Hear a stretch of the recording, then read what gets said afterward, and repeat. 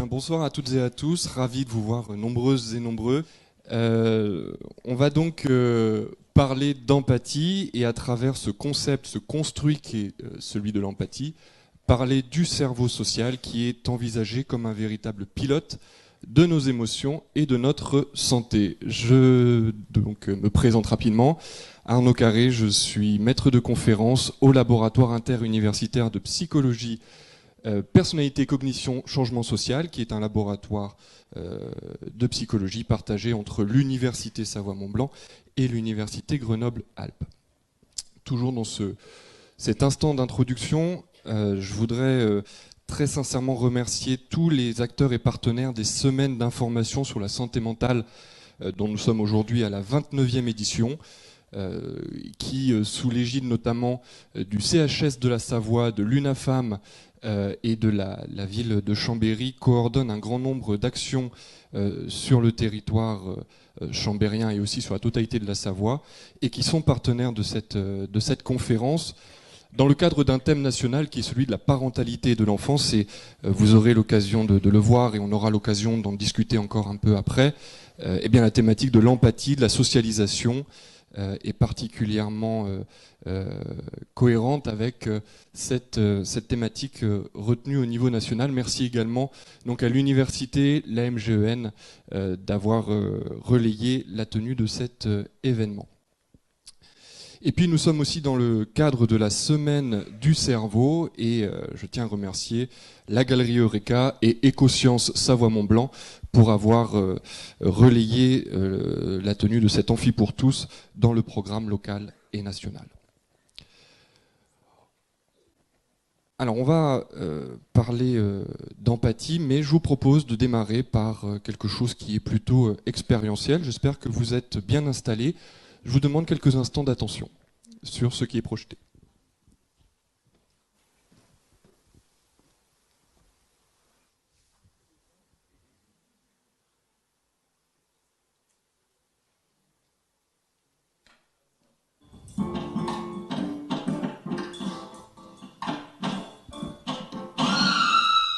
Well, Bess, you all right? I'm fine. Sorry. Bit of sandy clam stuck in your throat? What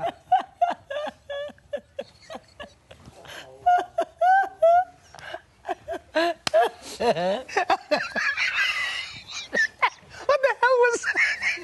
What was that noise? You've never made that noise.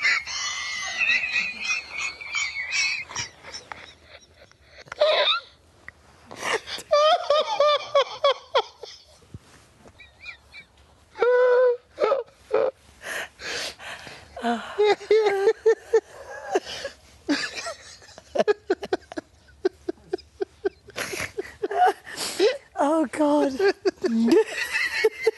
Stop my tummy turning.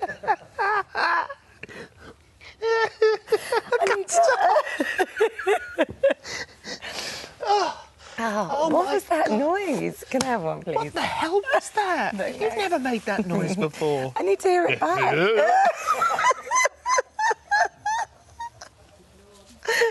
Voilà, alors quoi de mieux pour démarrer que de se mettre dans un bon contexte émotionnel. Vous avez vu, il y avait de la douleur, mais là on a terminé sur quelque chose de beaucoup plus jovial.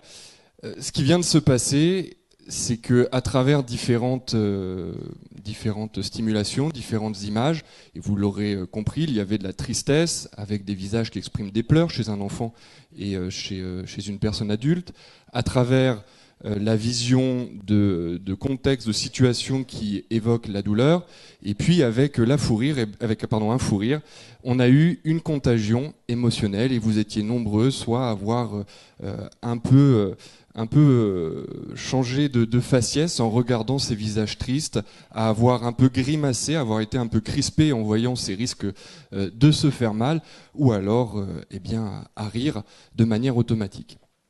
Alors on va partir de là, parce que c'est quelque chose qui est une bonne manière, me semble-t-il, d'introduire la thématique de l'empathie, qui est une capacité à partager les états dans lesquels sont les autres et les représentations, c'est-à-dire tout ce qu'ils ont au niveau mental. Pour cela, on va suivre le plan suivant. On va déjà essayer de décoder les origines de cette capacité à partager les états, les émotions, les pensées. On va ensuite essayer de voir quels sont les processus qui sont en œuvre et puis, dans un dernier temps, décrire l'impact que ces processus émotionnels ont, par exemple, dans le champ de l'éducation et de la santé.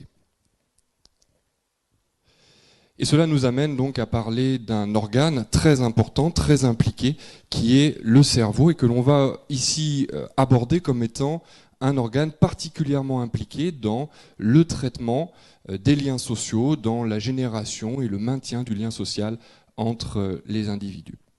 Avec une hypothèse d'une prédisposition au niveau neuropsychologique à pouvoir partager les émotions. Et ça, c'est quelque chose, par exemple, que l'on peut constater en observant par nous-mêmes des bébés, des nouveau-nés, et ce sont des choses qui ont été aussi investiguées dans la littérature scientifique, avec quelques informations clés que je vous propose de reprendre ici. Déjà, l'audition de pleurs d'un nouveau-né favorise l'apparition de pleurs chez un autre enfant. Donc, on est face à quelque chose qui est assez en lien avec cette notion de partage émotionnel sur un mode relativement automatique, car là, on parle d'expérimentations qui ont été faites chez des nouveau-nés tout jeunes, qui ont un peu moins de 35 heures. Donc autant vous dire que les bébés n'ont pas eu le temps, entre guillemets, d'apprendre ça. Ce n'est pas le fruit d'un apprentissage transmis par les parents, les éducateurs, les professionnels de la petite enfance ou bien encore l'école. On est bien avant tout ça. Si on creuse un petit peu cette question, on voit que les nouveau-nés réagissent davantage aux pleurs d'autres bébés du même âge qu'à ceux d'enfants qui sont plus âgés, qu'à ceux de primates, car on peut trouver l'équivalent de pleurs à travers des petits cris qui signalent la détresse chez des singes, ou alors par rapport à un bruit, c'est-à-dire une stimulation sonore qui n'a rien à voir avec un pleur. Donc le bébé va être particulièrement vigilant à ce qui est un pleur chez un congénère, chez un individu qui lui est très semblable. Et enfin, les bébés distinguent leurs pleurs et ceux d'autrui, c'est-à-dire qu'ils cessent de pleurer lorsqu'on leur propose, lorsqu'on les amène à écouter leurs propres pleurs. Et ça, c'est une notion très importante pour la suite en parlant d'empathie, c'est cette capacité à distinguer soi d'autrui. Le cerveau, vous l'avez peut-être déjà vu et entendu et peut-être déjà abordé de cette manière, c'est envisagé comme un grand réseau, un grand connecteur. Il y a tous ces neurones qui sont connectés, il y a des points de connexion, les synapses, et le cerveau, c'est quelque chose, c'est un organe qui produit du sens, qui traite énormément d'informations à travers ce réseau et toutes ces connexions. Mais le cerveau, s'il est envisagé comme un grand réseau, un grand connecteur en interne, il est également envisagé comme un grand sensible. Mais un grand sensible à quoi? Eh bien, à son environnement. Donc le cerveau, il est très très vigilant à ce qu'il est amené à percevoir, à traiter autour de lui. Donc dans l'environnement, le cerveau ne traite pas que des informations qui sont fournies par le corps, l'état corporel. Il est très très vigilant de manière automatique à ce qui se passe dans l'environnement. Et si on parle notamment de l'être humain, de l'empathie chez l'être humain et des mammifères en général, il s'agit d'une grande sensibilité à l'environnement social. C'est-à-dire que l'on fait attention à ce qui est autour de nous et aux autres membres de l'espèce. Et c'est ça qui est assez central, qui est fondamental dans la notion de cerveau social. Ici, le chercheur qui vous est présenté, c'est John Cacioppo, un très grand chercheur en psychologie et neurosciences sociales, qui a notamment travaillé sur tout ce qui est impliqué en termes de processus au niveau psychologique, au niveau neurobiologique, dans le partage émotionnel. Et dans l'un de ses derniers ouvrages, qui porte sur la solitude, Cacioppo nous amène deux informations clés. La première, c'est que pour bien fonctionner, il faut envisager l'être humain comme fonctionnant bien à partir d'une connexion entre le cerveau et le corps, essayer d'éviter l'opposition entre esprit-corps. Donc voilà, se mettre dans un contexte où l'organisme humain est envisagé de manière intégrée, mais surtout les cerveaux et les corps humains sont faits pour fonctionner tous ensemble. On n'est pas fait pour fonctionner de manière isolée. En fait, ce qui fait le succès de notre adaptation, ce sur quoi on reviendra un petit peu dans un instant, c'est cette capacité à se connecter à autrui. Ne pas se connecter à autrui, c'est quelque chose qui est particulièrement délétère pour nous. Voilà. Donc là, on est dans une vision de rassembler ce qui pourrait paraître éparpillé et qui en fait nécessite d'être envisagé de manière unitaire. Et puis c'est une manière de rendre hommage à ce grand chercheur, John Cacioppo, qui vient très très récemment de nous quitter. Si on résume les temps forts de la recherche sur ce cerveau social dont on parle, il faut déjà bien avoir à l'esprit que c'est l'organe le plus influencé par les facteurs sociaux lors de son développement au niveau cellulaire. Les organismes, le vivant est particulièrement impliqué par son environnement, mais lorsque l'on évoque le cerveau, cela concerne chez les mammifères et particulièrement chez les grands primates et chez l'être humain, cela est un principe fort, c'est-à-dire qu'on est en permanence en contact avec notre environnement et donc il y a une capacité quelque part à être modelé par toutes les expériences qui sont faites en lien avec son environnement. Dans les temps forts de ces recherches sur le cerveau social, on a eu la suggestion d'une relation entre les relations sociales et les structures cérébrales et les hormones. Et puis, si vous avez quelques notions, quelques souvenirs dans le domaine chimique, biochimique, vous voyez là ici, on a la projection de l'ocytocine, et lorsqu'on parle de cerveau social, lorsqu'on parle d'empathie, eh bien l'ocytocine est une hormone qui est mise au premier plan parce qu'elle est impliquée dans des comportements de soins, d'attachement et de génération du lien social. On sait que le cerveau, il est sensible aux altérations du fonctionnement social lorsqu'il y a des lésions cérébrales, et ça se retrouve autant chez l'animal que chez l'être humain, avec le cas très célèbre de Phineas Gage, dont le comportement s'est totalement modifié au niveau socio-affectif après avoir subi de graves dommages au niveau cérébral, avec une barre de fer qui lui a traversé le cerveau, cet accident dont il n'est pas décédé, mais qui a véritablement changé sa trajectoire de vie. Et puis c'est un phénomène qu'on retrouve aussi chez les animaux, en cas de lésion cérébrale, en cas de lésion de structures impliquées dans les processus sociaux, eh bien on retrouve des comportements inadaptés et une réduction de la vie sociale, c'est-à-dire plus de repli, moins d'interaction avec les pairs.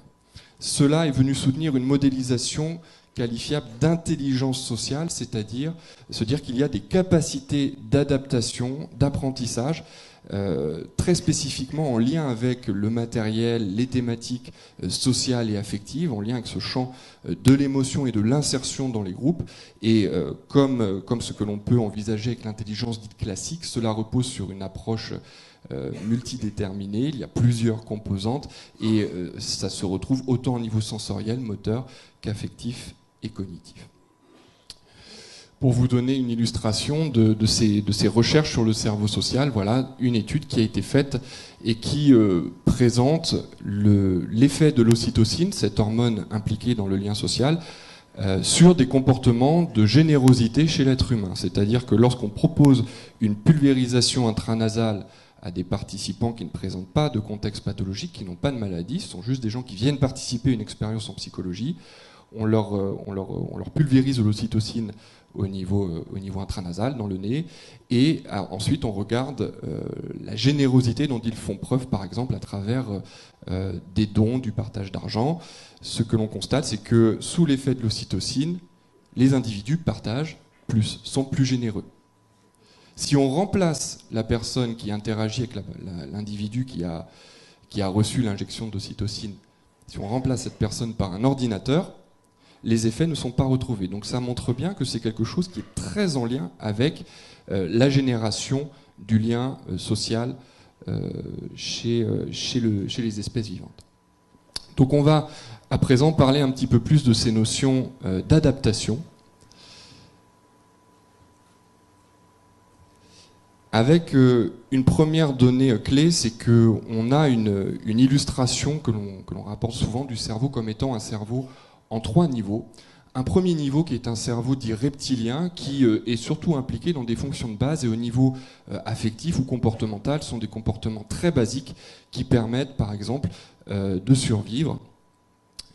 Ensuite, on a un cerveau qui est qualifié de cerveau paléo-mammalien, le système limbique que vous avez peut-être déjà vu ou entendu sous l'intitulé de cerveau émotionnel ou de lobe émotionnel, qui en fait correspond à des structures au niveau anatomique temporal interne et qui sont impliquées dans le traitement des émotions. On parle notamment de certaines structures comme l'amygdale cérébrale, l'hippocampe. Voilà, c'est dans cette structure-là qui est commune, envisagée en tout cas dans ce modèle-là comme étant une signature des mammifères et qui est commune donc à toutes les espèces dans le domaine des mammifères. Et puis ensuite, on a le cerveau néo-mammalien, le néocortex, cette écorce, cet ensemble de structures cérébrales qui sont développées pour gérer l'information de manière beaucoup plus poussée, de manière abstraite, pour produire de la pensée, du raisonnement, et quelque part aussi pour pouvoir réguler les émotions. Donc là, vous avez une petite coupe qui vous montre en fait la surface avec cette écorce, ce cortex, et puis à l'intérieur, quelques structures clés de ce système limbique, de ce cerveau paléo-mammalien. Donc on a, comme je vous le disais, les instincts primaires. On a ensuite quelque chose qui est donc tourné vers les émotions, et puis le raisonnement, la pensée et la capacité d'intégration, de régulation dans cette sphère néocorticale. Et ce qu'il faut voir, c'est que ce cerveau émotionnel et ce cerveau social, il fonctionne à la fois avec des processus qui sont sous-corticaux, des processus qui sont très en lien avec les affects et des caractères assez automatiques dans la génération des affects, et puis des structures qui sont la corticale, néocorticale, et qui sont impliquées dans l'intégration de l'information et la régulation. Il y a une métaphore qui est celle du cheval et du cavalier. C'est-à-dire que l'on peut envisager ces structures sous-corticales, notamment les structures limbiques, comme étant un cheval qui peut réagir au quart de tour, qui est très dans l'instant, très dans l'émotion. Et puis, il y a au-dessus un cavalier, et le cavalier va tenir les rênes, va contrôler, réguler, diriger son cheval. Ça, c'est une métaphore qui est notamment proposée par Roland Jouvin.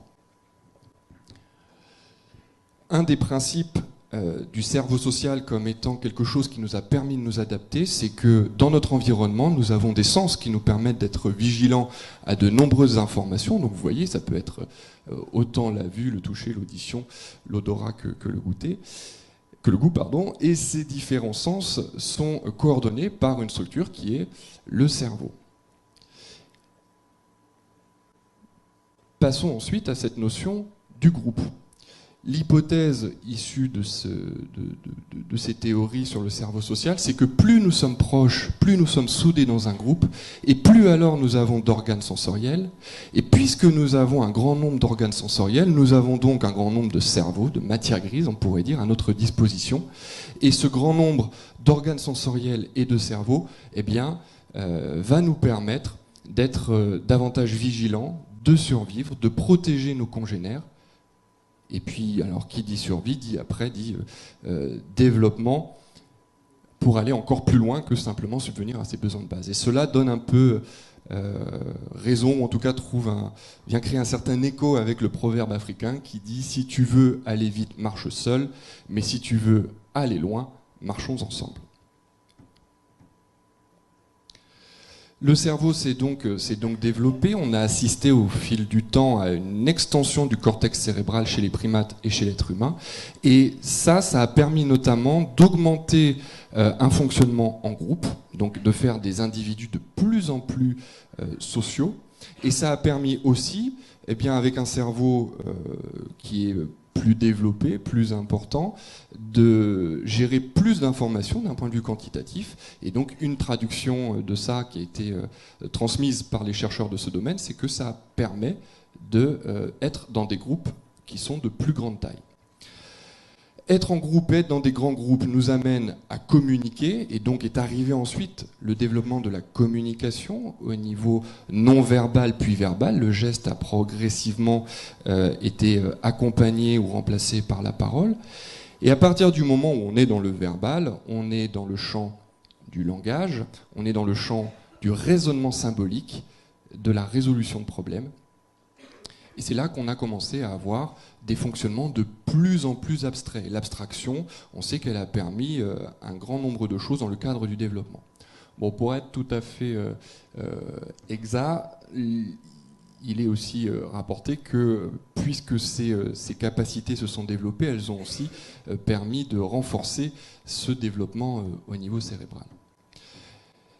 Aujourd'hui, on a un héritage de tout ça à travers le développement de comportements, d'éducation et de soins qui sont centraux dans nos fonctionnements, de base, mais aussi dans nos fonctionnements culturels, et qui nous amènent dès le départ à prendre soin des êtres les plus fragiles, vous l'aurez compris. Il s'agit en premier lieu des nouveau-nés, des bébés qui, c'est une caractéristique de l'espèce humaine, sont particulièrement immatures en postnatal et qui nécessitent un grand nombre d'apprentissages, d'accompagnement en postnatal. Et puis ça nous amène aussi à prendre soin des autres membres de la communauté humaine pour qu'ils puissent s'insérer, se développer. Et quand un individu va bien, puis un deuxième individu va bien, quand tout un groupe va bien, c'est ensuite l'espèce qui va bien et qui a de plus en plus de chances de survivre. Cela nous amène à parler d'un champ de recherche particulier qui est celui de la douleur. On le sait, les organismes, au fur et à mesure du temps, ont développé un équipement qui permet d'être sensible aux signaux de douleur, parce que si on est mis en danger, si on est blessé, ça veut donc dire que notre intégrité n'est pas à son optimum, elle n'est pas optimale, et un individu blessé, c'est un individu qui risque peut-être de disparaître, et un individu qui disparaît, ce n'est pas bon pour l'espèce. Voilà la logique dans le champ de l'évolution et de l'adaptation. Donc les organismes ont, de la même manière qu'ils sont devenus vigilants, de plus en plus vigilants à leur environnement, sont devenus aussi de plus en plus vigilants aux signaux de douleur. Et là, on parle de signaux de douleur organique, vous voyez, avec cette représentation des points qui peuvent faire régulièrement mal chez tout à chacun, les articulations, le dos, les cervicales, etc. Mais progressivement, cette sensibilité à la douleur organique, à la douleur physique, est devenue une sensibilité à la douleur sociale. Et ce que l'on constate, c'est que les réseaux cérébraux impliqués dans le traitement de la douleur physique connaissent un recoupement avec les réseaux impliqués dans la douleur sociale, et notamment les aspects insulaires, le cortex insulaire et le cortex singulaire antérieur. Et ça, on le constate par exemple aussi chez des primates, c'est-à-dire que des primates qui voient un congénère souffrir, au moment où ils reçoivent de la nourriture en appuyant sur un petit levier, en tenant compte, en prenant conscience de la souffrance d'un autre singe, vont préférer arrêter de s'alimenter plutôt que de voir leurs congénères souffrir. Et dans ce genre d'expérience, il s'agissait notamment d'infliger des décharges électriques aux singes. Et cet effet, il est rapporté comme étant d'autant plus fort que le singe a lui-même reçu un choc. Donc voir l'autre souffrir, ça fait quelque chose, mais ça fait d'autant plus quelque chose que l'on a soi-même reçu un choc. Et ça, c'est après une manière d'ouvrir un autre chapitre, alors qu'on n'aura pas le temps d'aborder ici, mais dont vous avez déjà entendu parler, qui est celui des neurones miroirs, c'est-à-dire le fait qu'un neurone, et c'est ce qui a été découvert notamment chez le singe au niveau unicellulaire, c'est qu'une cellule neuronale qui est impliquée dans le traitement de l'information motrice est aussi impliquée dans la représentation, dans la vision. Donc il y a un couplage entre la perception et l'action. Donc voilà, quand je vois quelqu'un qui souffre, je souffre.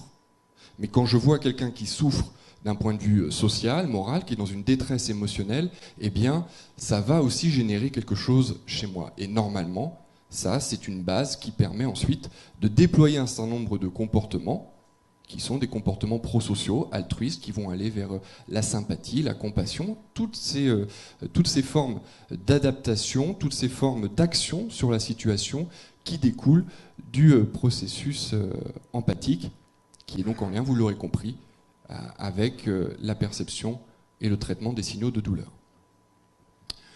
Là, je remercie Mathieu Lieberman d'avoir mis à disposition cette vidéo pour que vous voyez expérimentalement à quoi ça correspond.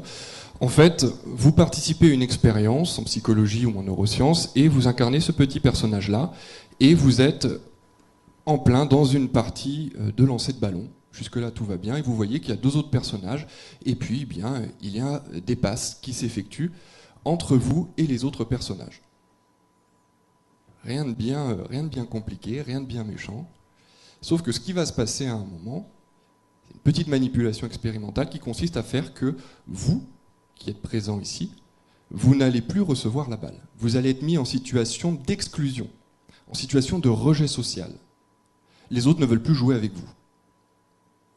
Eh bien, figurez-vous que ça va déclencher chez vous un certain nombre d'affects négatifs, ça peut déclencher une détresse, et qu'au niveau cérébral, ça va activer chez vous le réseau de la douleur dont on parlait précédemment. Donc la douleur sociale, la douleur morale est extrêmement importante dans la prise en compte du fonctionnement de l'être humain.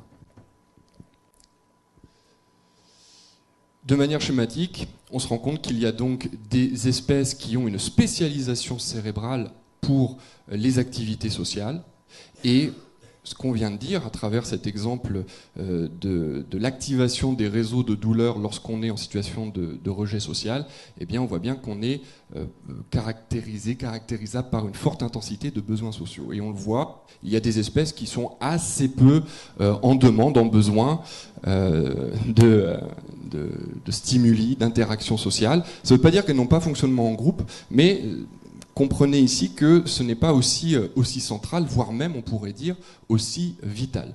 Donc les poissons, les reptiles, bon, les oiseaux ont déjà un peu plus besoin de relations sociales et puis sont un peu plus équipés pour les relations sociales. Et on le voit ça de manière assez basique avec les comportements de soins, d'accompagnement des nouveau-nés. Et puis après, vous arrivez chez les mammifères. Et bien évidemment, vous retrouvez ça par exemple chez nos chiens, vous retrouvez ça évidemment aussi et encore plus fort chez les singes, et le summum étant envisagé comme étant ce qui se passe chez l'être humain, qui est tout à fait élevé, qui est très élevé en intensité concernant ses besoins sociaux, et qui a, comme vous l'avez vu, des structures cérébrales très très impliquées, très réactives dans la socialisation ou lorsque la socialisation est mise à défaut. Maintenant, on va essayer, on a commencé un petit peu, mais on va essayer d'aller un petit peu plus loin dans la détermination des processus qui sont en œuvre. Et on va, vous l'avez compris, c'est un amphi qui est fait par finalement un psychologue, un représentant d'un laboratoire de psychologie.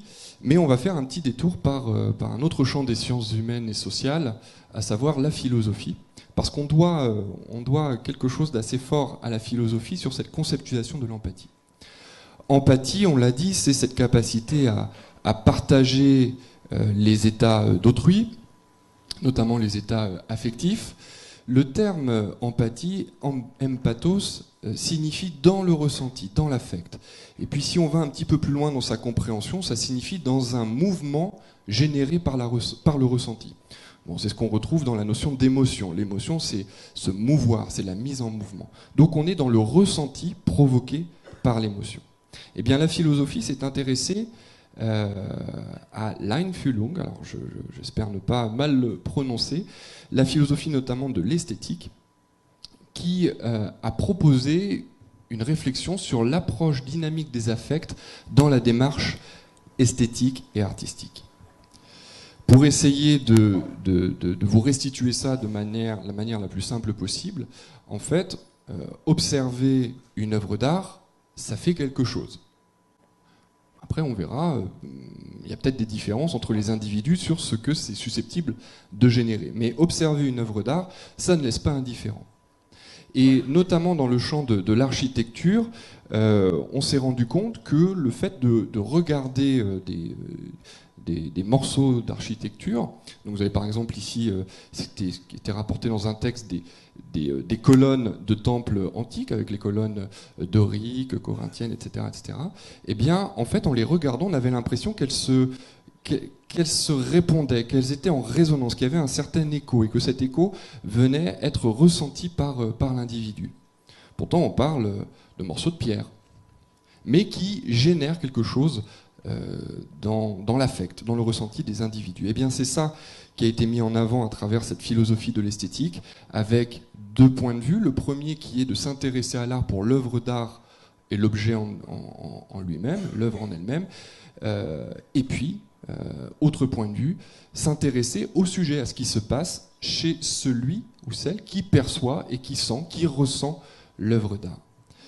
Et ce terme d'empathie et cette contribution de la philosophie de l'esthétique, elle a ensuite été très très importante et clairement réutilisée dans le champ des sciences humaines et du vivant, donc en psychologie et neurosciences, pour travailler sur cette modélisation du fonctionnement psychologique dans le partage émotionnel. Donc voilà, cette fois-ci, on va ouvrir un chapitre plus en lien avec la production scientifique issue de la psychologie, qui concerne le traitement des informations affectives et sociales. Un grand nom de l'empathie, que vous connaissez peut-être, c'est Carl Rogers. Carl Rogers, qui est au cœur d'un mouvement qualifié de la psychothérapie humaniste. Carl Rogers qui a proposé le concept du comme si, as if. Faire comme si on pouvait être à la place d'un autre, adopter le point de vue et les sentiments d'une autre personne.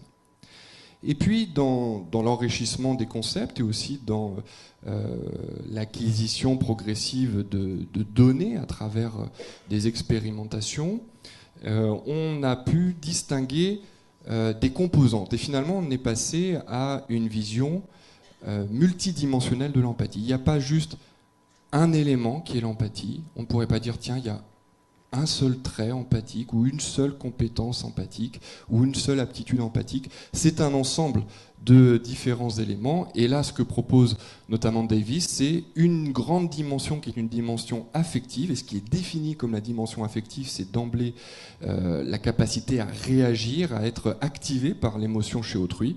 Et puis une dimension cognitive qui est la compréhension, la capacité à inférer, à déduire, à traiter de l'information de manière un peu plus poussée. Donc là, c'est pas juste être activé et sensible à l'émotion, mais c'est en faire quelque chose. Plus récemment, un collègue de Cassioppo, dont on parlait tout à l'heure, Jean de Setti, qui met en avant un certain nombre de composantes, de processus, notion sur laquelle on reviendra dans le traitement de l'information socio-affective, et qui explique finalement qu'une bonne réponse empathique, c'est quoi ? Eh bien, c'est déjà correctement identifier et répliquer l'émotion perçue, donc première étape qui est cette étape très affective, être en connexion avec l'émotion d'autrui, mais c'est ensuite faire preuve d'une perspective, prendre de la distance. Prendre de la distance pour ne pas être absorbé, pour ne pas être uniquement en contagion avec l'émotion d'autrui. Imaginez, on demande aux psychologues, et c'est bien normal, d'être empathique, on demande aux soignants, médecins, infirmiers, autres professionnels de santé, on demande aux éducateurs d'être empathiques. Ça ne veut pas dire être dans la contagion, ne pas être une éponge émotionnelle. Sinon, on peut se demander si on va vraiment être efficace et si on va vraiment aider autrui. Si on est aussi triste que ceux qui viennent nous faire part de leur plus grande tristesse. On va envoyer le message qu'effectivement la situation est bien triste et que peut-être qu'on n'arrivera pas à s'en sortir. Donc il est important d'être dans cette deuxième étape, cette deuxième séquence qui est celle de prise de perspective, qui fait appel à un champ clé en psychologie qui est celui de la flexibilité. Et puis, ensuite, il faut en faire quelque chose. Il faut en faire quelque chose et il faut être dans la régulation de l'émotion et du comportement de manière cohérente, en lien avec l'environnement. Si on résume ça, voilà ce que ça donne, une approche par processus de l'empathie qui repose sur des processus sensorimoteurs, cognitifs, ensuite affectifs et sociaux, donc en gros tout ce qui peut concerner différents niveaux de traitement de l'information chez l'être humain, pour ensuite ressentir et identifier l'émotion, adopter une perspective et comprendre l'autre, et enfin répondre aux émotions d'autrui en cohérence avec un but et l'environnement. Si on regarde, on a trois grands ensembles d'empathie. Le premier, c'est l'empathie motrice, qui correspond à une forme d'imitation automatique. C'est un petit peu ce que vous avez fait en grimaçant à travers ces images ou vidéos tout à l'heure. C'est une réplication automatique, c'est non intentionnel et ça concerne des expressions, des mouvements, des styles. Par exemple, des accents, le fait qu'à un moment on va prendre l'accent des gens avec qui on discute et qu'on parle bien là d'un accent qui n'est pas le sien au départ. Alors on peut prendre aussi le problème en sens inverse, le fait qu'on va perdre un accent ou adopter un style de langage, de prononciation bien particulier en lien avec un territoire très marqué par ces éléments-là. Donc vous voyez, c'est très automatique. Ensuite, il y a l'aspect affectif, donc là, qui est beaucoup plus centré sur l'émotion et qui tient compte en fait de l'émotion perçue chez autrui, qui permet déjà de détecter les éléments qui concernent la situation et le ressenti de l'autre, et ensuite d'être dans une forme de contagion. Ça, il faut voir que c'est très en lien avec la conscience de soi. On parle aussi de conscience interoceptive. Je vous l'ai dit tout à l'heure, à travers cette étude qui était faite par Maserman en 1964 sur les singes, qui préféraient parfois ne plus s'alimenter pendant plus de 10 jours pour ne pas voir leurs congénères souffrir, d'autant plus qu'ils avaient eux-mêmes ressenti une douleur. Eh bien, on voit bien toute la place qu'occupe la conscience de soi, la conscience de ses propres états. Donc, on aura d'autant plus de connexion avec autrui, et puis après, à travers les aspects cognitifs et comportementaux, d'autant plus de réponses empathiques, que cela vient trouver un écho chez soi. Mais c'est poser une question, c'est est-ce que cela peut exister, même en l'absence d'un vécu ? Prenons l'exemple, je vais être assez basique, voire peut-être même un peu caricatural, mais prenons l'exemple d'une consultation avec un psychologue.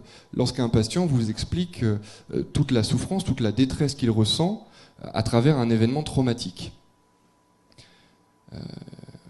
Faisons l'hypothèse que le clinicien, le soignant, le psychologue n'a pas connu, n'a pas vécu, n'était pas dans le même lieu que l'individu. Vous savez, aujourd'hui on parle beaucoup de la place du traumatisme à travers des événements violents qui menacent l'intégrité des gens, les accidents de voiture, les accidents liés à l'environnement naturel, et en pays de Savoie-Mont-Blanc, on sait que la thématique de la montagne peut aussi générer du stress, une menace par rapport à l'intégrité des individus.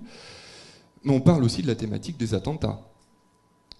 Alors, faut-il que le psy ait lui-même ou elle-même connu un attentat pour bien comprendre l'autre ? Il faut se souhaiter que non. D'accord ? Alors, de manière plus expérimentale, cela a été testé chez des patients qui souffrent en fait d'une insensibilité à la douleur de manière congénitale, c'est-à-dire que finalement, ils ne réagissent pas au niveau neurobiologique, l'équipement n'est pas là pour réagir à la douleur.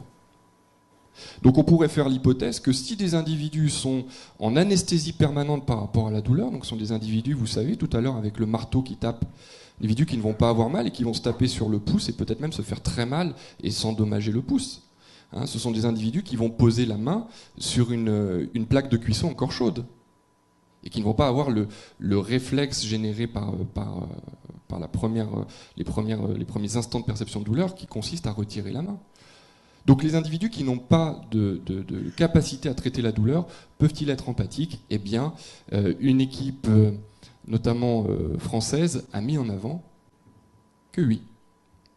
Même si on est anesthésié à la douleur, on est capable d'empathie et de partager la douleur avec autrui.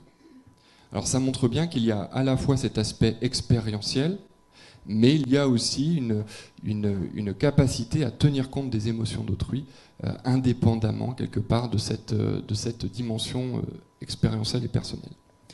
Quant à l'empathie cognitive, elle renvoie au contrôle cognitif, aux capacités de flexibilité mentale. Elle permet d'intégrer les informations qui concernent la situation, qui concernent soi, qui concernent autrui, qui concernent l'environnement, et finalement de prendre la bonne distance pour ne pas être dans un excès au niveau affectif qui nous mène à la contagion. Et ça, c'est quelque chose qu'on a fini par modéliser, à savoir un équilibre empathique qui repose sur une capacité à générer, à activer de l'émotion qui vient d'autrui, et une capacité à contrôler, à réguler cette émotion. À travers une investigation de ce qui se fait dans la littérature en sciences de l'éducation, en psychopathologie, en neurosciences, en neurologie pour les syndromes qui sont concernés, dans le champ de la santé mentale et de la psychiatrie, on a pu mettre en avant un construit sur 3 dimensions. C'est-à-dire que cette réponse empathique, elle repose sur une contagion émotionnelle, mais qui n'est pas trop forte, sur une distanciation qui peut amener à une coupure, une déconnexion émotionnelle, mais qui ne doit pas être trop forte, pour nous permettre d'être en empathie cognitive. Et certains individus sont peut-être en défaut de contagion, donc ne sont pas assez activés, et certains individus sont peut-être en excès de coupure. Eux sont dans une forme d'insensibilité, de froideur affective. Tout comme d'autres individus vont être dans la contagion émotionnelle, et là ce sont par exemple des individus qui, à travers une prise de conscience de leur état, vont vous dire « je suis une éponge émotionnelle ». Quand on regarde, en fait, on retrouve ici ces structures néocorticales, d'un côté notre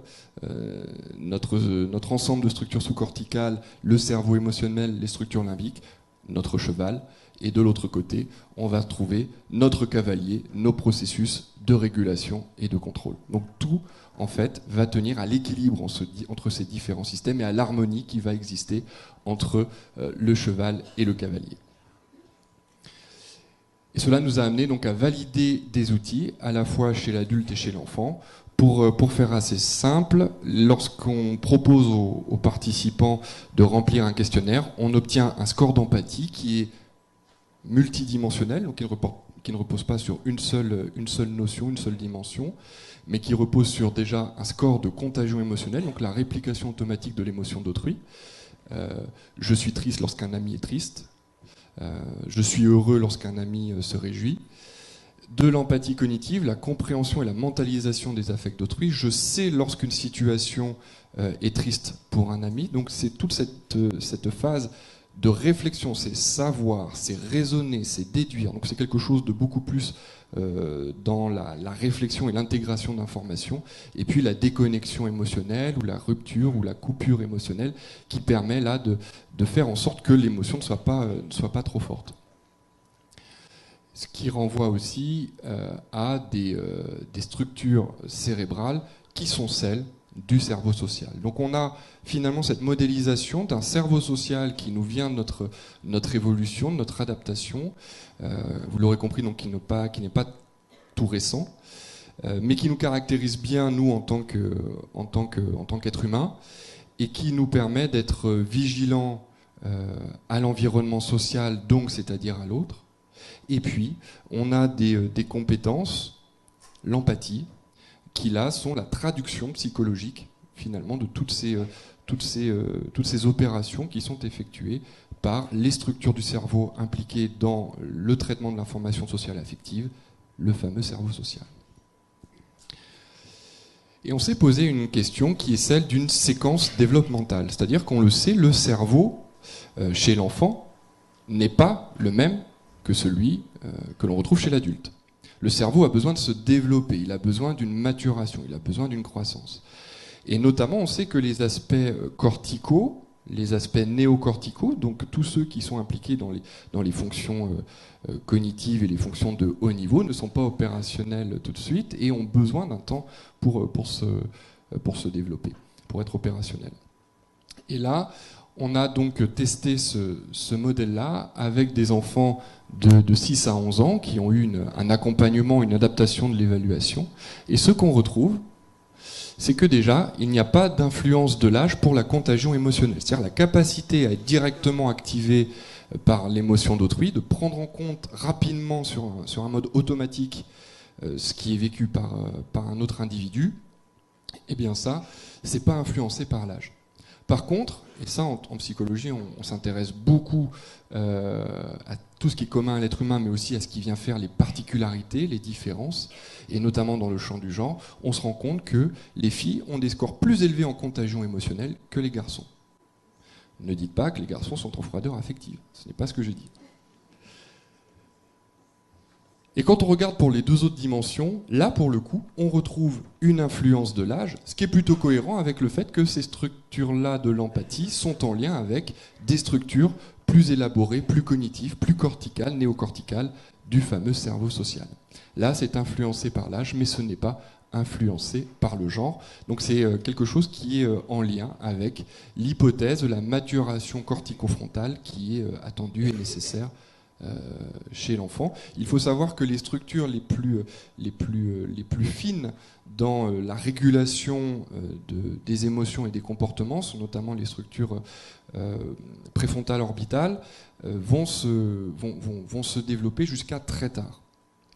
Et lorsqu'on dit jusqu'à très tard, c'est pas 11 ans, c'est pas 15 ans, c'est pas 20 ans, c'est un peu au-delà de 25 ans. Ce qui veut dire aussi que lorsqu'on perturbe un cerveau qui est en plein développement, eh bien, on risque aussi de développer un certain nombre de perturbations, d'inadaptations au niveau socio-affectif, au niveau émotionnel. Quelques éléments sur les déterminants d'une réponse empathique, là notamment sur ce qui concerne cette première composante de l'empathie affective, c'est-à-dire cette capacité, donc vous l'aurez compris, à se mettre en lien avec autrui. Eh bien, ça se retrouve chez les gens qui sont plus sensibles émotionnellement. Et ce qu'on entend ici par plus sensible émotionnellement, c'est à la fois à travers de l'auto-report, ce que les gens disent d'eux-mêmes, à partir de ce qu'ils déclarent, à partir des échelles, des outils, des questionnaires auxquels ils prennent part, auxquels ils répondent, mais aussi à travers leurs réponses physiologiques, c'est-à-dire la variabilité cardiaque. Donc il y a ce que disent les gens, mais il y a aussi comment l'organisme réagit réellement en situation émotionnelle. Donc ceux qui ont des plus grands scores d'empathie affective sont les plus sensibles, autant au niveau auto-rapporté qu'au niveau objectivé physiologiquement. Ce sont des individus qui ont davantage de comportements altruistes et à l'inverse, moins de comportements agressifs. Quand on regarde dans le cadre du fonctionnement parental, ce sont des individus qui ont une plus grande disponibilité pour leurs enfants et qui communiquent davantage avec leurs enfants et qui expriment davantage leurs propres ressentis, leurs propres émotions. Finalement, c'est ça, être un parent fort, dans ce champ de la littérature sur l'empathie. Ce n'est pas masquer ses émotions, ce n'est pas ne rien ressentir, ce n'est pas être dans la coupure, la déconnexion, mais c'est être dans le partage, un partage bien entendu adapté à la situation. N'allons pas mettre face à l'enfant tous nos gros soucis émotionnels. Mais vous voyez que c'est quelque chose qui se retrouve, la nécessité de bien communiquer avec les enfants. On y reviendra dessus dans un instant, juste après, qui est donc ici en lien avec le trait d'empathie affective. Puis on retrouve aussi, spécifiquement chez les mères, plus de tolérance avec notamment les situations de crise des enfants. Donc elles vont être plus dans l'acceptation et les comportements qui cherchent à réguler, à réduire la crise de manière bienveillante et non pas sur des modes de punition. Puisqu'on parle des différences, la question qui va se poser, c'est y a-t-il une génétique de l'empathie ? Alors deux gènes ont été testés, qui ont été envisagés, en tout cas c'est la question qui était posée comme étant potentiellement des gènes de la cognition sociale, et eh bien on retrouve qu'un gène est impliqué dans l'empathie affective, un autre dans l'empathie cognitive, donc c'est deux grands modes d'empathie dont on parlait déjà tout à l'heure. On n'a pas d'interaction, en gros c'est quelque chose qui est mis en avant par les chercheurs comme voulant dire que ce sont donc deux systèmes d'empathie relativement indépendant. Et quand on regarde, en fait, ce qu'on retrouve derrière, c'est l'ocytocine et la vasopressine. Donc là aussi, des messagers chimiques très importants dans la régulation des comportements, dans la socialisation des individus. Et alors là, je vais vous parler d'une étude qui tient très à cœur des psychologues qui s'intéressent au fonctionnement social en groupe. Alors je ne suis pas dans le champ de la psychologie sociale, mais je ne trahirai pas la pensée de mes collègues en psychologie sociale en vous disant que le groupe est très important, et notamment l'appartenance au groupe est très importante pour comprendre le fonctionnement humain. Voilà ce qui s'est passé. J'ai essayé de vous décrypter l'expérience de la manière la plus simple possible.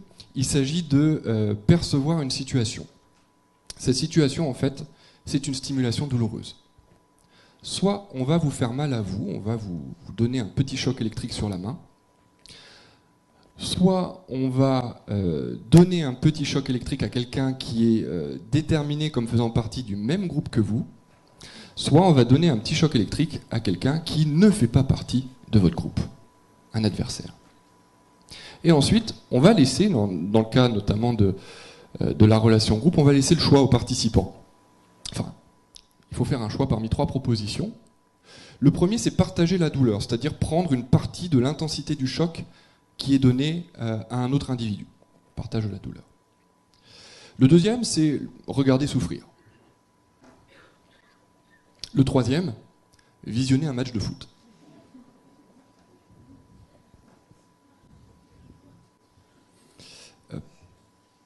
Excusez-moi, petite répétition. Voilà ce qu'on observe du côté des résultats. C'est que lorsqu'il s'agit... Principalement, les gens préfèrent aider, c'est-à-dire partager la douleur.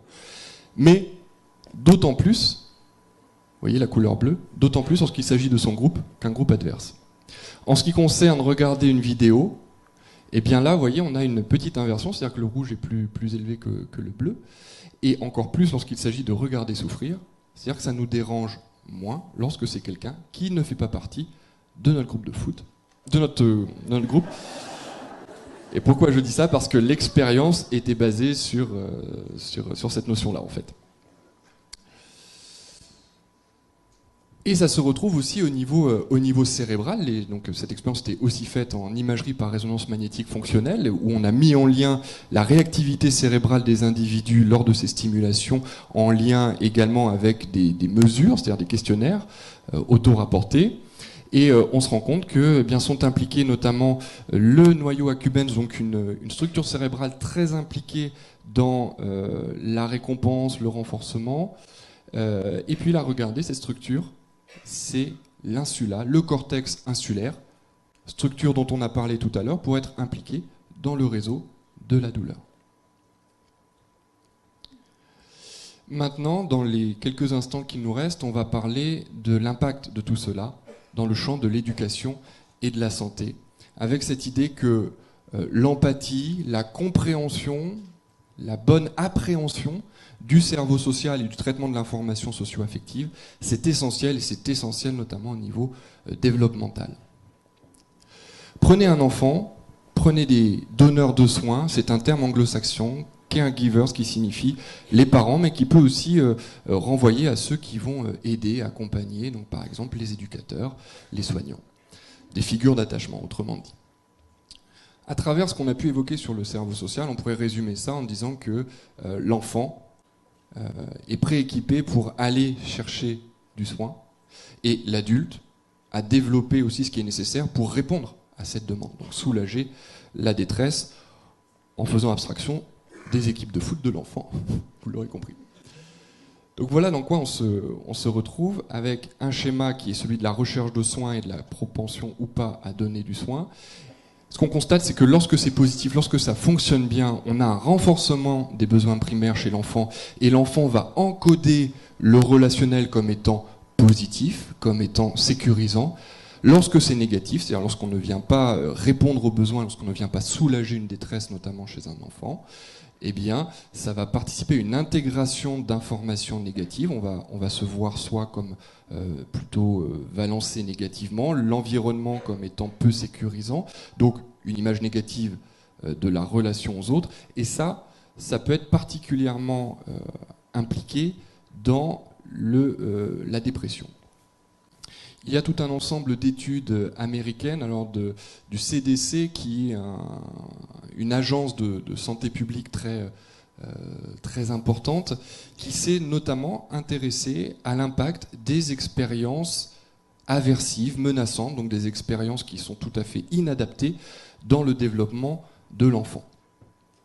Avec cette idée qu'elles vont constituer un socle à un certain nombre de difficultés au niveau social, émotionnel et cognitif, qu'elles vont ensuite constituer un socle qui va conduire à l'adoption d'un certain nombre de comportements à risque, qui vont conduire à des problèmes sociaux, des problèmes de l'ordre de la psychopathologie, des troubles de santé mentale, mais aussi des troubles dans le champ de la santé somatique. Notamment, il est fait ici état des maladies cardiovasculaires ou du diabète. Et tout ça peut conduire à une mortalité précoce. Quand on regarde ce qui est mis dans ce chapitre, ce chapeau, cet ensemble des expériences aversives durant l'enfance, on retrouve l'abus et les violences dans la famille, au niveau physique, sexuel, mais aussi les abus et les violences au niveau dans le champ émotionnel, l'isolement social, les addictions et les antécédents familiaux de troubles mentaux et de problèmes judiciaires. Lorsqu'on dit antécédents familiaux de troubles mentaux, cela signifie des troubles mentaux non identifiés, non repérés, non pris en charge. Tout ce qui va faire en sorte qu'une situation va être émotionnellement compliquée. Et vous voyez bien que ces différents éléments-là ne sont pas toujours indépendants. C'est-à-dire que l'antécédent de troubles mentaux peut être lié à des addictions, peut être lié à l'isolement social. Autrement dit, les ennuis ne viennent jamais seuls. Ce que l'on constate, c'est que cet effet-là, qui est présenté par cette pyramide, aujourd'hui, il a une espèce de traduction au niveau biologique. Vous avez probablement déjà entendu cette expression, vous l'avez probablement même déjà utilisée, que à force d'avoir des soucis, vous allez vous faire des cheveux blancs. Vous allez vieillir plus vite. Peut-être que ça vous est déjà arrivé. Eh bien, il y a une espèce d'étayage de ça au niveau d'une littérature dans le champ de la biologie, de la génétique, qui montre que sous l'effet des stress, finalement, le vieillissement cellulaire peut être plus important que le vieillissement normalement attendu, que le vieillissement dans une perspective chronologique. Et là, on va rapidement parler de l'enseignement que nous pouvons tirer de toutes ces données sur le cerveau social et sur l'empathie dans le champ de l'éducation. Prenons le cas d'un enfant un jeune enfant, un enfant de 3 mois qui pleure, avec une interrogation des parents qui est la suivante: comment réagir par rapport à cet enfant qui pleure? Faut-il laisser pleurer ou faut-il réconforter? Et si vous voulez aller plus loin, vous avez aujourd'hui des ouvrages, notamment celui de Catherine Guéguen, qui permet d'aller le plus en contact, on va dire, de ces données issues des neurosciences affectives et sociales et les pratiques qu'il faut adopter dans l'accompagnement, l'éducation des enfants. L'enfant de 3 mois qui pleure, c'est un enfant, voilà, si on analyse factuellement le comportement, qui ressent une détresse et qui l'exprime.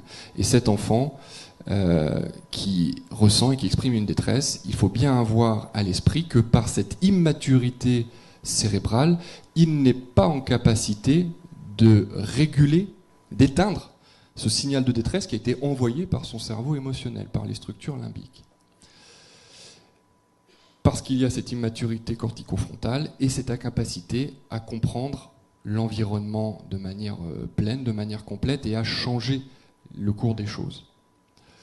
Donc, si on est dans cet état de stress, de détresse, qui n'est pas soulagé, qu'on laisse pleurer, voire qu'on punit, parce que ça commence à bien faire, eh bien, va être sécrété davantage de cortisol, le cortisol qui est aussi appelé parfois l'hormone du stress. Et ce cortisol, s'il est trop présent, s'il est maintenu, il va avoir un effet neurotoxique, c'est-à-dire qu'il va perturber le cerveau qui est en développement, notamment au niveau du cortex préfrontal, c'est-à-dire ces structures qui vont être impliquées dans la régulation de soi. À l'inverse, si on vient soulager cet état de stress à travers le fait de materner, consoler, câliner, eh bien, on a une augmentation de l'ocytocine, cette hormone de l'attachement, alors qu'on appelle aussi parfois l'hormone de l'amour, l'hormone du lien social, qui est très importante dans le comportement maternel, elle est impliquée dans tout plein de choses de base, on va dire, mais qui est aussi après impliquée dans des aspects beaucoup plus élaborés au niveau du fonctionnement et de la régulation des groupes. Et puis cela va aussi se retrouver au niveau du BDNF, en fait, qui est un marqueur de la croissance neuronale. Et donc, cette action-là, comportementale sur l'enfant, qui vise à soulager sa détresse, ça va permettre de relancer, on va dire, une machine harmonieuse, de retrouver un équilibre. On parle beaucoup du concept d'homéostasie, qui nous conduit en fait à une meilleure maturation du cortex préfrontal et aussi de l'hippocampe, qui là, l'hippocampe fait partie de ces structures temporales internes, et qui, ces différentes structures sont ensuite impliquées dans l'autorégulation et les apprentissages. Ce qu'on sait par ailleurs, c'est que le stress donc impacte nos gènes, impacte les télomères, donc ce sont ces petites extrémités brillantes qui sont impliquées dans la réplication de nos cellules. Et lorsque ces télomères, en fait, en gros, si vous voulez, ces petites gaines sont altérées sous l'effet du stress, en fait, la réplication va être de moins bonne qualité. On en revient à ce qu'on voyait précédemment avec cette espèce de vieillissement cellulaire plus important que le vieillissement chronologique. Et ça a été envisagé comme étant un marqueur à retenir pour comprendre certains effets dans le cadre de la dépression. Ça nous renvoie aussi à une thématique riche qui est celle de l'épigénétique, donc tout ce qui va dans l'environnement participer à façonner, réguler l'expression de nos gènes. Pour terminer, les pathologies de l'empathie. Existe-t-il des pathologies de l'empathie ? La réponse est à l'affirmative, la réponse est oui. Mais voyons comment on l'aborde, notamment déjà avec ce qui est proposé sur la sensibilité à la douleur physique. Et ça, c'est notamment à Heisenberger qu'on le doit. En fait, on se rend compte que la sensibilité à la douleur physique est corrélée positivement à la sensibilité à la douleur morale. Ce qui a été proposé, c'est d'aller regarder le profil des individus qui sont dans cette sensibilité à la douleur sociale. En fait, on retrouve un attachement anxieux, donc des choses très, très précoces dans le développement de l'individu, une forte sensibilité au rejet, le fait de ne pas bien vivre, le fait de ne pas recevoir le ballon dans la petite tâche qu'on a vue tout à l'heure, et une douleur associée à cette exclusion sociale, et cela peut nous conduire à l'anxiété et la phobie sociale. Quand on regarde comment fonctionne le cerveau dans le cadre de l'anxiété sociale, là aussi, on retrouve une activation du cortex insulaire qui est impliqué dans le partage, la compréhension des émotions d'autrui, notamment avec des émotions qui sont socialement menaçantes, qui envoient un signal négatif, comme le sont les émotions de colère. Et si vous vous souvenez de ce qu'on a dit tout à l'heure, l'insula antérieure, est aussi impliqué dans le réseau de la douleur. Et donc on a ensuite, à travers une petite étude exploratoire, pu voir cet impact-là directement en lien avec une mesure d'empathie. Bon, ce sont des travaux qui sont à poursuivre. On parle d'anxiété sociale, mais on parle aussi de dépression. Et pour vous montrer rapidement ce qui est mis en avant dans la littérature, c'est que les patients qui présentent une dépression caractérisée au niveau clinique sont aussi des patients qui vont présenter une plus grande sensibilité à la détresse d'autrui. Donc vous voyez, on peut avoir finalement, à travers cet équilibre empathique qui est perdu, on peut avoir un profil qui est dans le défaut de connexion avec autrui ou dans la trop forte sensibilité, la trop forte connexion à autrui, qui là se traduirait par une contagion dans le champ de la dépression et qui ensuite est aussi lié à des éléments du profil cognitif, notamment les fonctions exécutives, ensemble de fonctions supérieures qui ont en charge notamment la flexibilité mentale dont on a pu parler tout à l'heure. Il y a un domaine dans lequel on parle beaucoup de l'empathie, et ça a été une porte pour modéliser, comprendre l'empathie en psychologie et neurosciences, c'est le champ de l'autisme, que l'on identifie aujourd'hui dans cette appellation des troubles du spectre de l'autisme. Et voilà, faut forcément faire des choix et renoncer, donc je ne peux pas être exhaustif, mais je vous montre quelques éléments en lien avec le propos tenu ici. A été retrouvée une faible réactivité physiologique chez des personnes qui présentent un trouble du spectre de l'autisme lorsqu'ils sont dans une situation où ils voient quelqu'un qui ressent de la détresse. Donc ça soutient une hypothèse d'une perturbation de la contagion émotionnelle, ce qui ne veut pas dire pour autant, faut être vigilant sur ce qu'on dit, sur ce qu'on pourrait être amené à déduire de tout ça, ce qui ne veut pas dire que l'autiste ne ressent rien, mais c'est cette contagion qui peut déjà être mise en défaut. Et puis on retrouve aussi une altération de la flexibilité mentale qui renvoie à une auteure notamment de l'équipe de Dawson et collaborateurs, qui est celle d'une perturbation de l'attention sociale, la capacité à intégrer autrui, à se décentrer pour aller cette fois-ci, alors c'est pas l'autre qui génère trop, ça peut être là pris dans le sens inverse, c'est-à-dire le fait de réussir à se décentrer soi pour justement tenir compte de la perspective d'autrui. Et puis plus récemment, nous avons aussi pu mettre en avant un faible engagement dans le jeu physique, dans les jeux physiques et sociaux, dans le jeu physique et social, et puis des scores d'anédonie élevés. Les scores l'anédonie renvoie au niveau clinique au faible plaisir qui est pris dans des situations supposées être plaisantes, et notamment ici il s'agit de l'anédonie sociale, donc qui est significativement différente entre le groupe autistique et le groupe contrôle, qui renvoie à une hypothèse de perturbation de la stimulation, de la sensibilité aux stimulations sociales. Il y a une étape de la vie humaine dans laquelle on retrouve une certaine altération du fonctionnement affectif et social, qui est le vieillissement lorsqu'il devient problématique ou pathologique.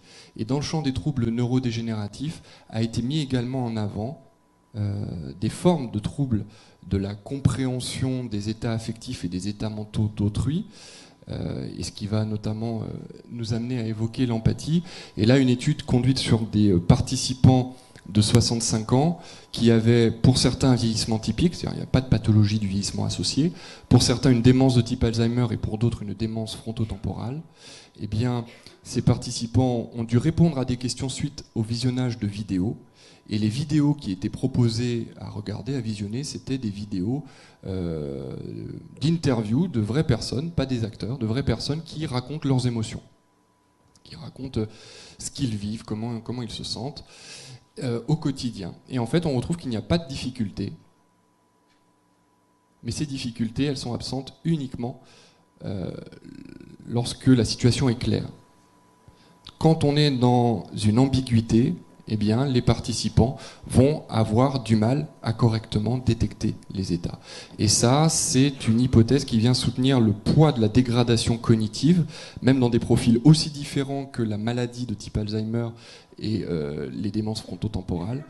Ça vient soutenir le rôle central que vont jouer les fonctions cognitives dans la capacité à inférer, à faire de l'inférence sur les états affectifs.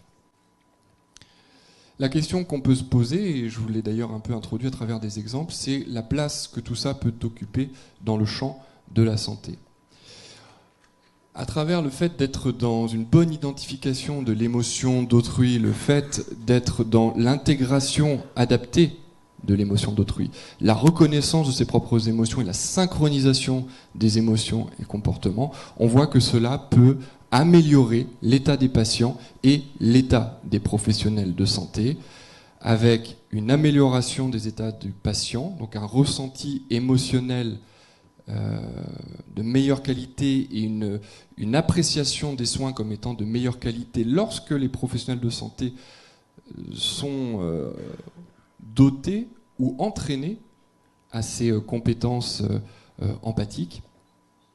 Et chez les professionnels de santé, eh bien, eux aussi vivent mieux leur travail lorsqu'ils sont mieux connectés, sans non plus être en contagion, mais en tout cas lorsqu'ils ne sont pas en coupure, en déconnexion émotionnelle avec les états affectifs des personnes qu'ils prennent en charge, les états affectifs des patients. Et là, ça se ressent notamment sur l'épuisement. On parle beaucoup de la thématique du burn-out chez les soignants, et cela se ressent aussi sur un autre indicateur qui est celui de l'absentéisme.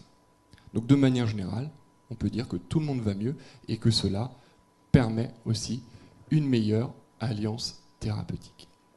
Les messages à remporter chez soi à l'issue de cette conférence, c'est que l'empathie est un processus de cognition sociale impliqué dans le traitement de l'information sociale et affective.